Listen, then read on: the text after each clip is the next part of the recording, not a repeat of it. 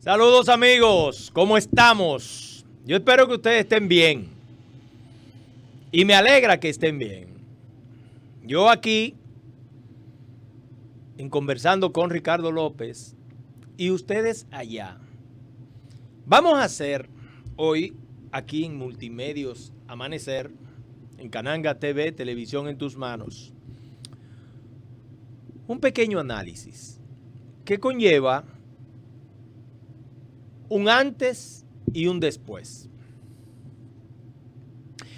Vamos a hablar del Partido Revolucionario Dominicano, PRD. Y vamos a decir que el PRD es como el samurái de la política dominicana.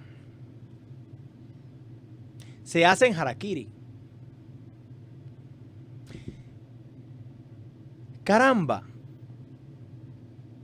ustedes han escuchado a muchos del PLD, del Partido Reformista y de otros partidos decir que el PRD es lo mismo que el PRM. Y fíjense algo, no bien llega el PRD al país cuando tres de sus fundadores se van del partido y comienzan las pugnas internas. Ya para el 73, 74 viene la primera y gran división del PRD con el profesor Juan Bosch. Por disidencias, por no tener la capacidad de analizar los problemas internos entre ellos. Algunos por conflicto, otros por intereses. Se va el profesor Juan Bosch con la expresión de: al PRD hay que desgarrapatizarlo. Y esas expresiones. Funda el PLD. Llega para el 1974 el acuerdo de Santo Domingo y en esas mismas condiciones con un candidato como Antonio Guzmán Fernández. Siguen los problemas en el PRD. Y por una decisión del PRD, porque entendían que no habían garantías para esas elecciones, no acude a las elecciones del 74. Se queda Balaguer en el poder y ya para el 78, en que el liderazgo de José Francisco Peña Gómez se va acrecentando a lo interno del PRD, y tomando el control, arranca una campaña y es Peña Gómez el que hace acuerdos, llevando incluso hasta uno de los golpistas del primer gobierno del PRD del 1963, a Elías Wessing y Wessing, aquel general que fue uno que combatió a los constitucionalistas. Eso es historia. Una vez instalado en el poder el gobierno del cambio, como se le llamó al gobierno que encabezaba Antonio Guzmán Fernández, hay que decir que previo a esto se dio luchas entre los sectores que cohabitan en el PRD en ese momento. El sector Jorge Blanco, el sector Antonio Guzmán Fernández y el sector Jacobo Masluta Azar. En ese momento, Peña Gómez, como líder del PRD no tenía una tendencia, como se le llamó a los grupos internos del PRD.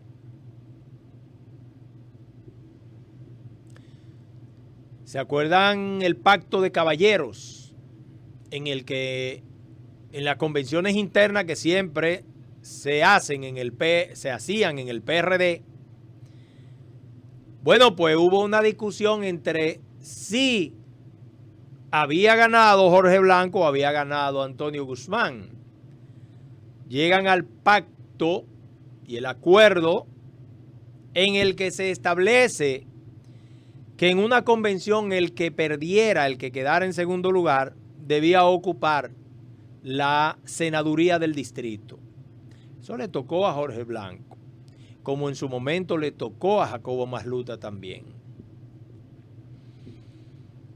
Para el 1982, ya con el PRD que gana las elecciones con aquel denominado frente que formó el sector Jorge Blanco, que le llamó la avanzada electoral, y con el problema o con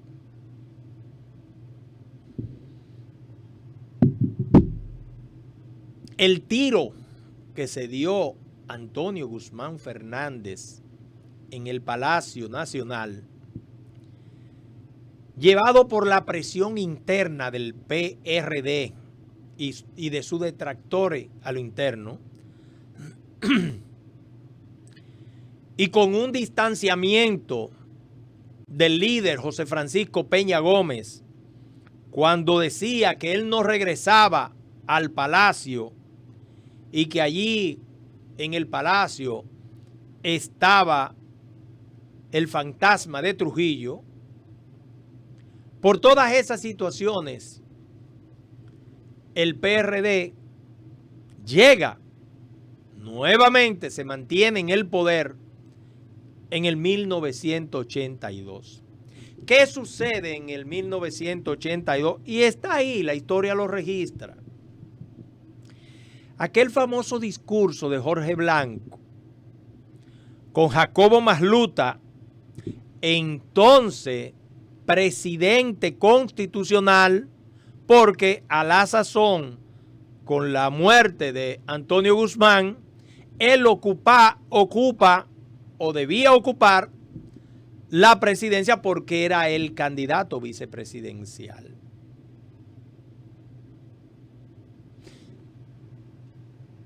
Cuando acontece la elección de Jorge Blanco, es Jacobo Masluta que queda en segundo lugar y por lo tanto debió ocupar y ocupó el Senado de la República del Distrito Nacional, que se convirtió en el presidente del Senado en todo el periodo de gobierno de Jorge Blanco. Siguen las rebatiñas internas en el PRD. Recordemos aquel discurso de toma de posesión de Jorge Blanco, que atacó a su partido y dijo que él llegaba al poder en medio de un gran desastre económico por el mal manejo de la economía y del gobierno pasado, de su partido, del PRD. Mire dónde van las rivalidades. Todo un proceso de gobierno de Jorge Blanco en el que en la Constitución está consagrada la no reelección. Pasa el gobierno de Jorge Blanco y para el 1986, entre acusaciones de traiciones y el alejamiento y la enemistad de José Francisco Peña Gómez y Jacobo Masluta, por una trama y una urdimbre del sector de Atuey de Camps, paz a sus restos. Pero esto es historia. y Jorge Blanco sacan al PRD del poder en el 1986 y Jacobo Masluta no puede ser el presidente. Una trama y una conspiración porque entendían que Jacobo Masluta iba a tomar represalia contra el gobierno saliente, es decir, contra Jorge Blanco.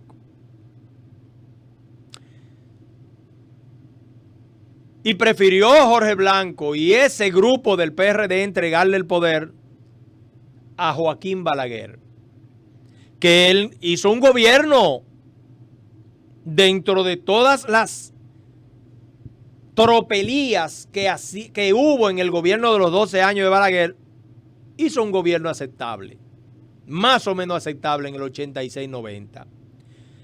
Pero en el 86-90 busca la posibilidad de retomar nuevamente la reelección. Es para el 1990 que hay una división en el PRD, una división nueva, pero por un acuerdo. Ya esto llega a un acuerdo entre el sector Jacobo Masluta y el sector Peña Gómez, en el que Peña Gómez funda el BIS, Bloque Institucional Socialdemócrata, y Jacobo Masluta el PRI. Siguen las diatribas y siguen las divisiones. El PRD congelado y con un Balaguer, un zorro político en el poder, busca la forma de que ese PRD de entonces no quede congelado. Y participa el PRD en las elecciones, pero participa el PRI, participa el BIS. Se divide el PRD y cobra Joaquín Balaguer. Siguen la diatriba en el PRD y es para el 1993 que Jacobo Masluta, presidente del PRI y candidato presidencial, muere afectado de un cáncer. Dicen muchos, con el doctor William Hanna a la cabeza, que era uno de los médicos de cabecera de Jacobo Masluta, que dejara una carta para que el PRI apoyara a Peña Gómez en el 94. Y Peña Gómez participa en las elecciones del 94. Pero también tiene personas disidentes internas en el PRD que le hicieron un juego en contra por el interés de la candidatura vicepresidencial. Porque eso hay que decirlo. Llega el 1994, primera vuelta, y ya la segunda vuelta en el 96, se va a orquestar la llegada al poder de Leonel Fernández Reina, apoyado por 5 familias y un grupo, un sector del PRD que le hizo la contra a Peña Gómez y al PRD, y llega Leonel Fernández al poder. Esto es historia y la cosa hay que decirla como son.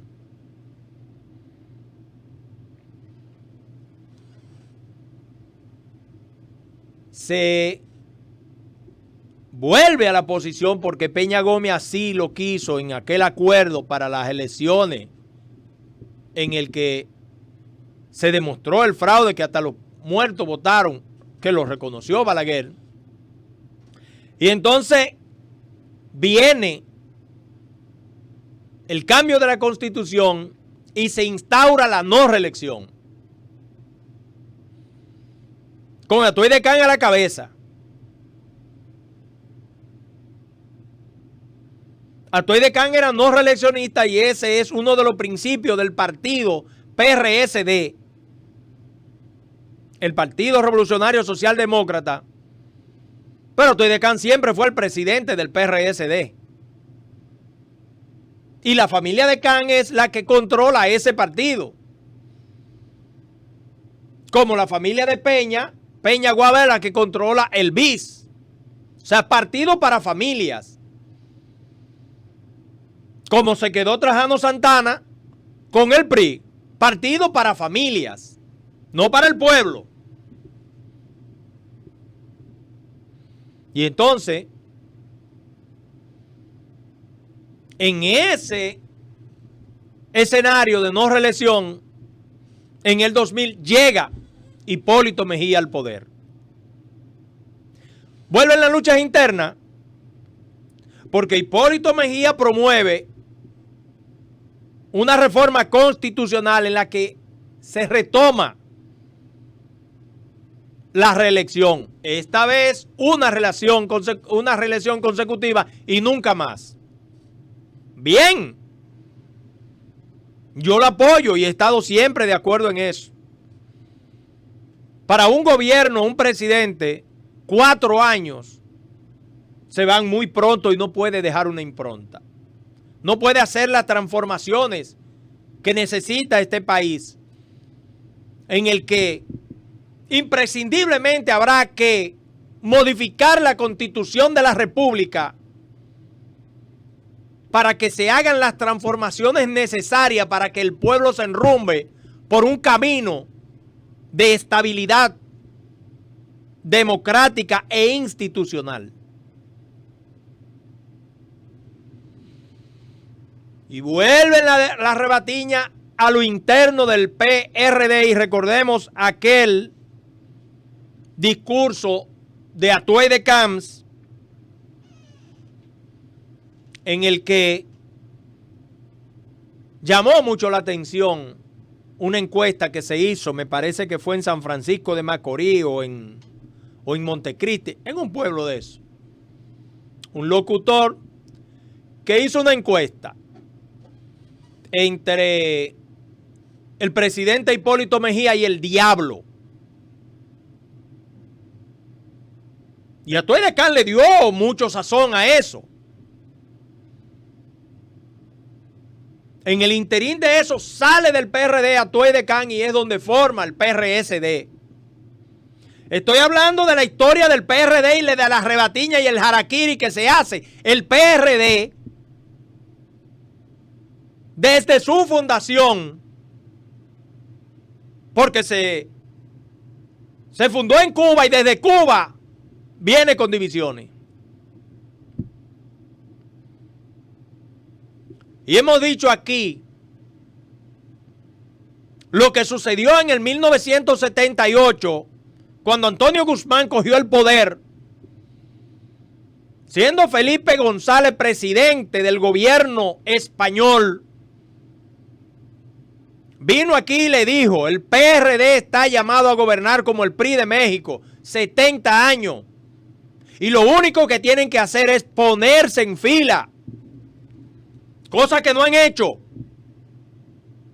No han hecho.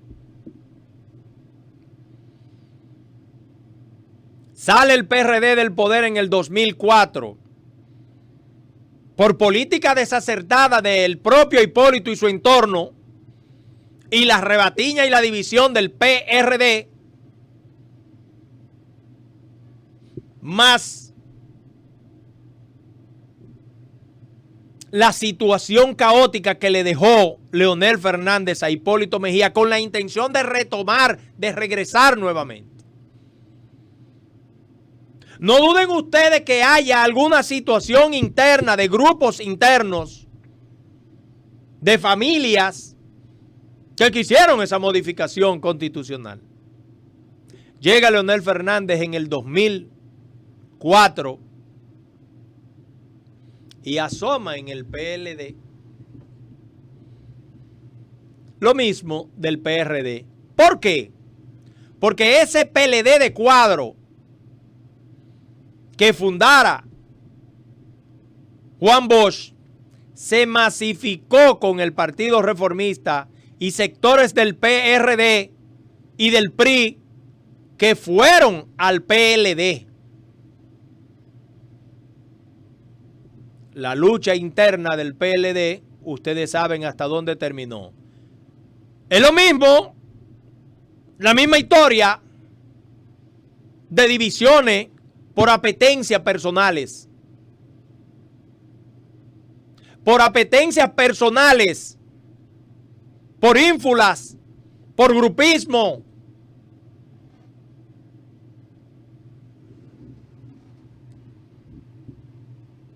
¿Qué estamos diciendo con esto? Que en el PRM se asoma la misma situación. Y hay un sector dentro del PRM que con toma de decisiones está apostando al fracaso del gobierno de Luis Abinader Corona.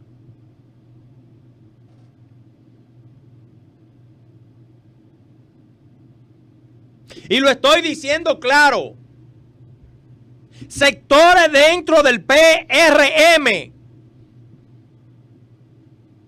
con la vieja práctica, mañas y costumbres del PRD, están incidiendo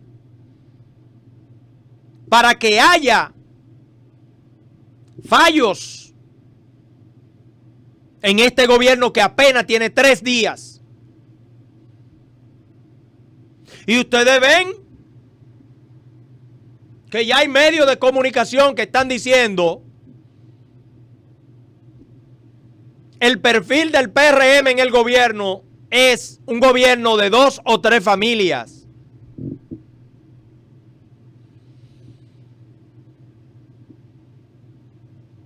Y desde el PRM se atacó mucho el nepotismo y nosotros aquí también. Y están haciendo prácticamente lo mismo.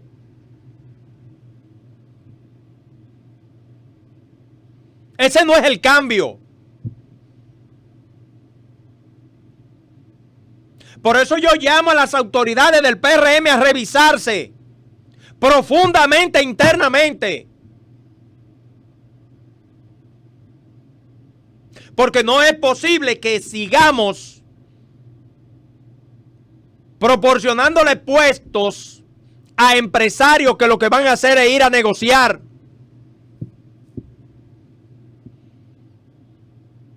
La estructura de empresarios agropecuarios de Santiago que se manifestó con Osmar Benítez en agricultura está intacta. Y por eso nosotros decíamos aquí que uno de los desafíos de Luis Abinader es derrumbar este país por el despertar, por el rescate del aparato productivo nacional y sobre todo en la agricultura. ¿Qué está pasando con las habichuelas? Las importaciones han tirado por el suelo a los productores de habichuelas de San Juan.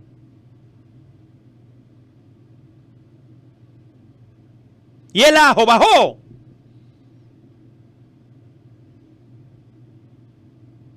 José Ramón Peralta o sus allegados siguen en el negocio del ajo.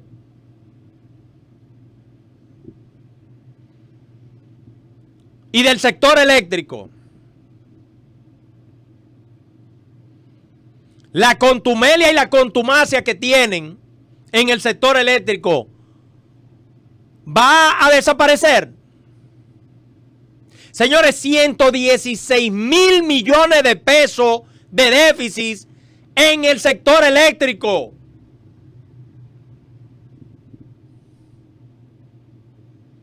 Y ese dinero y esos recursos, ¿dónde están?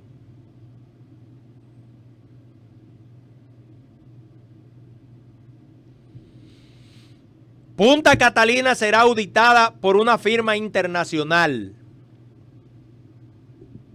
Lo que se le había acordado, se le había dicho al presidente Danilo Medina. No, él prefirió hacer una auditoría con un grupo interno y el que presidió esa comisión para evaluar la Punta Catalina terminó siendo el presidente, el caso Sunlan.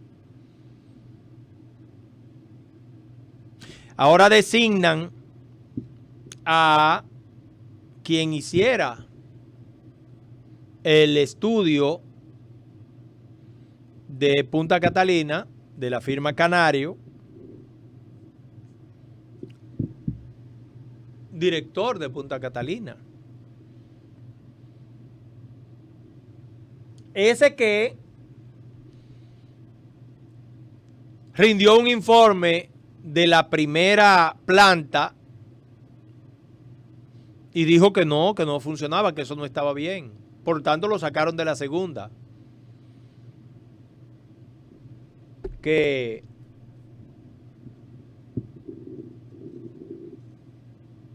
despotricaron contra él.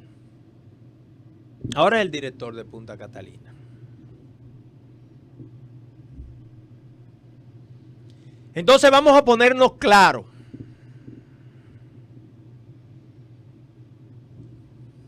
Si nosotros vamos a hacer valer aquel viejo refrán que dice, una cosa es con violín y otra cosa es con guitarra.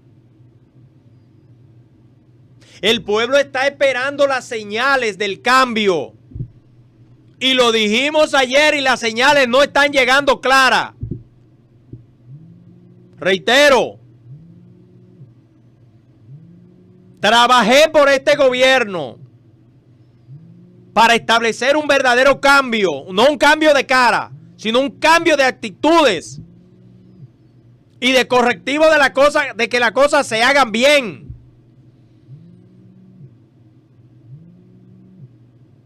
Ahora resulta que hay 3 diputados que van a ocupar funciones en el Estado, a manejar presupuesto,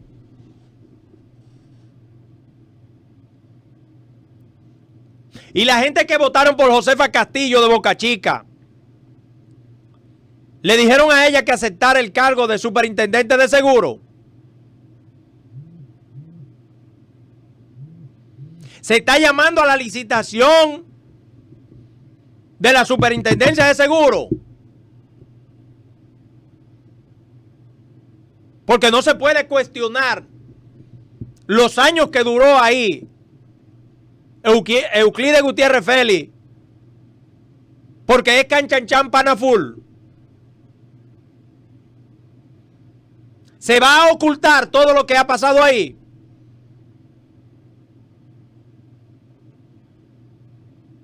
Como lo de el diputado Nelson Arroyo, que va a Indotel. Todas las tropelías que se cometieron en Indotel se van a investigar. Eso es transparencia. Eso es cambio.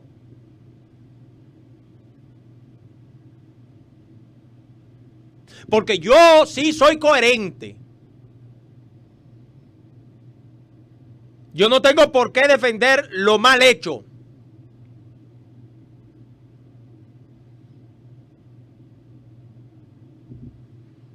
Reitero, ¿es PRD o PRM?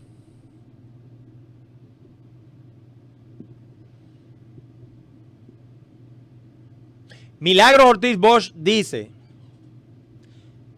que no es posible que todos aquellos que no presentaron su declaración jurada del gobierno pasado y los que no la han presentado ahora, no se tome cartas en el asunto.